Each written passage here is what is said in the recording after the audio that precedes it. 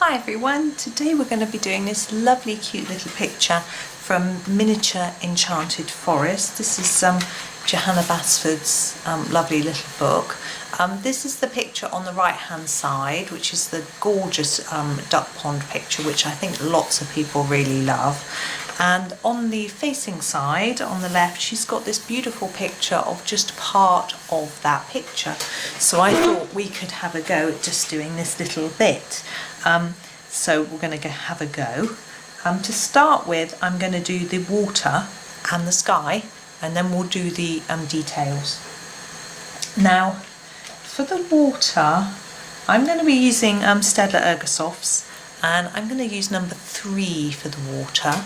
Now, I've got a very sharp pencil, and that isn't actually necessary for this bit because I'm going to be using this technique. So the pencil is on its side, and I'm just gently putting a little layer across. Now I'm actually going to colour over those bubbles. I shall go over them in a gel pen in a minute. It's a bit easier than trying to leave them. Now my idea is to have the idea of water by colouring in this background, but fading it a little bit sort of at each end. And we don't want to fill the whole page with colour, as this is just a small part of the page, the rest is blank. It's too daunting to try and fill in a whole background, etc. So the idea is to try and keep this gentle. We have gone over the fish there. Hopefully that won't be a problem. I can rub it out or colour over it. Depends on what colour I do the fish. Now my idea is to make that bit top layer a little bit darker than the rest. So that's why I'm going over it again. I realise I haven't finished down here, but I'm just thinking as I'm going and having a go. Now these white bubbles, yes, as I said, I'll do a gel pen, but I can't do that yet.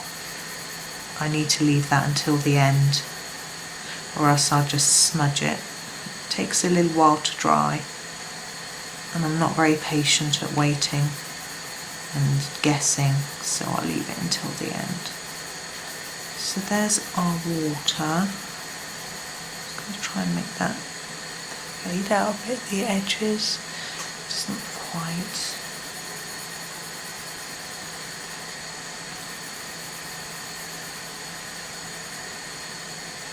There we are. And the sky. Now I don't really want the sky to be blue because the water's blue. So I'm going to do a slightly sunsetty, sunrisey type effect. So I'm going to start with number 2 and use this colour first. Just fade it up a little bit. Use too much of this one. It's quite a dark colour, but it's going to work quite well having it first, because I know what I've got in mind for the colour of the ducks. And then I'm going to grab my next orange down, which is number 24. It doesn't want to focus very well, does it? And just continue that up a little bit with the same gentle stroke to go too mad. And it doesn't matter if it looks a little stripy, because sky sometimes does. If you look at a sunset when there's clouds or whatever, it can be a bit stripy. So don't worry about the stripes. And then another orange, number 4. Sorry, it's popping. So you can see it. And take that all up a bit.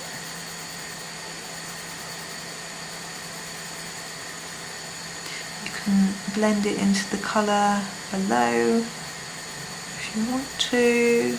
You just overlap it a little bit. Take it up, try and make it stay even. And number 42 is our last sort of orangey colour.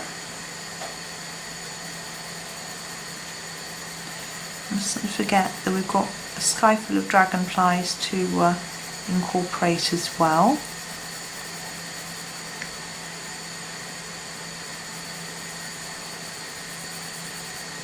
I'm just going to fade this up. The light's catching my page. I'm just making sure, seeing what I've missed. There's quite a lot around here, haven't I? There we go. And the last colour I'm going to use is number 11. And I'm just going to take it up as high as I think it needs to go to just incorporate the dragonflies and sort of bring them into the page, and then just sort of fade it out, so reduce the pressure as I go up. I do need to make sure that there's some colour around each dragonfly so it doesn't look odd.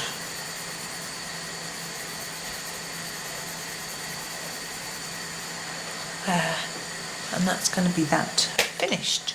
Now I'm going to move on to fish. Now fish, orange, I'm afraid, stereotyped fish, little orange fish. We're going to go for this number 24. Now we've done the background purposely light, so we can do the fish quite dark. That's what my plan was. And all these little fish will be the same colour.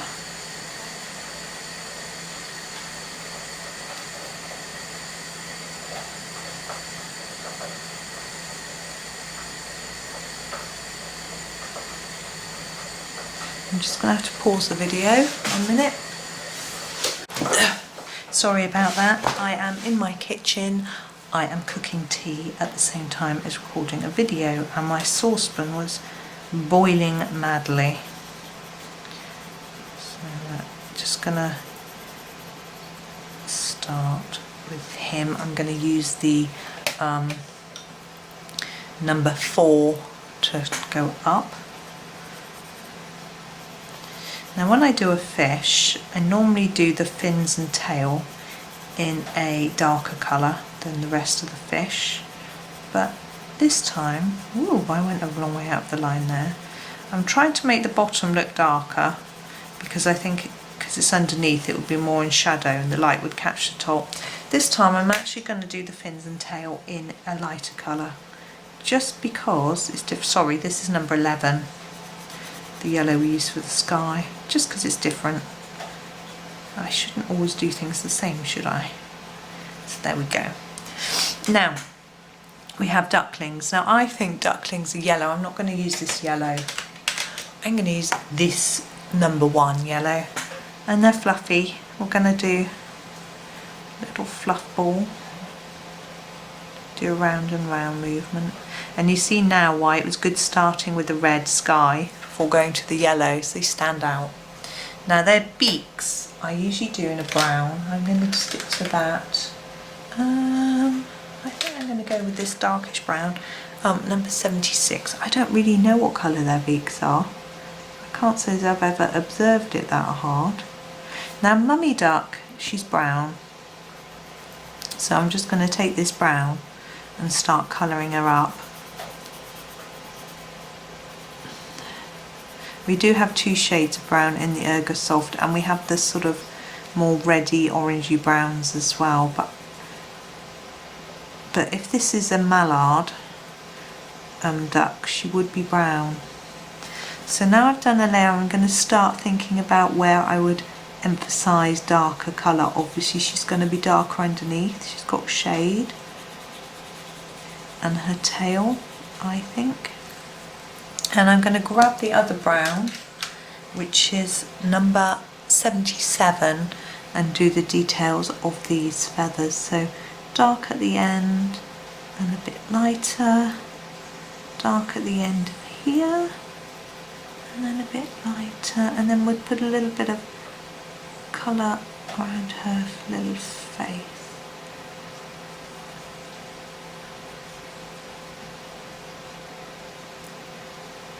There she is. Now her beak is going to be dark brown. I think I'll just use that dark brown I was just using, which is 77. but really push it hard so it looks darker. Can you see? It's the same colour, but it's a lot darker. Now we have the little bits of weed in her mouth. I'm just going to grab number 57 for that. Now in the main picture there's probably some reeds and things, so I'd make sure I tied that colour up. But in this picture we don't have those, so we just can do whatever we like. Now in the sky, I'm going to go for some different colours. I'm going to go for a purple, number 6 for this one. They're quite small. I'm just going to add a sort of delicate bit of colour to this dragonfly. And then let's go for this pink. Number 61 for this one. I'm sure dragonflies aren't this colour, but hey ho. And the last one, oops, with the lighter pink is number 20. Now their bodies are very tiny, but we need to colour them, and I'm going to go for a dark grey, number 8. Now actually if you look at dragonflies, their bodies are often really brightly coloured like their wings, but these aren't real. These are stylised, aren't they? Imaginary. So now we've just got our white to do. I'm going to use this one because it's what I happen to have next to me. And I'm going to do all these big bubbles in white. Now I'm going to try to leave some of the black markings if I can. It's quite a big fat pen, so it isn't brilliant at doing that, because then you can see it's a bubble, because the background isn't that dark, otherwise it might just fade away. So that's them. And I'm also going to go over some of these dots. I don't know how well it's going to show up. I'm going to put a few dots around here. There'll be some splashing, isn't there, around the duck. These dots here, be a little bit of splashing here and here and here. And we have dots here. They're not really showing up. I think I need to scribble my pen. I think it's got clogged. There's better. They do get a little clogged, but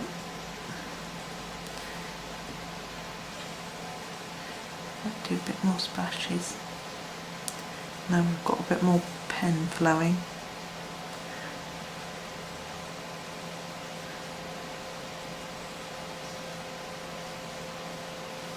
There we go. All done.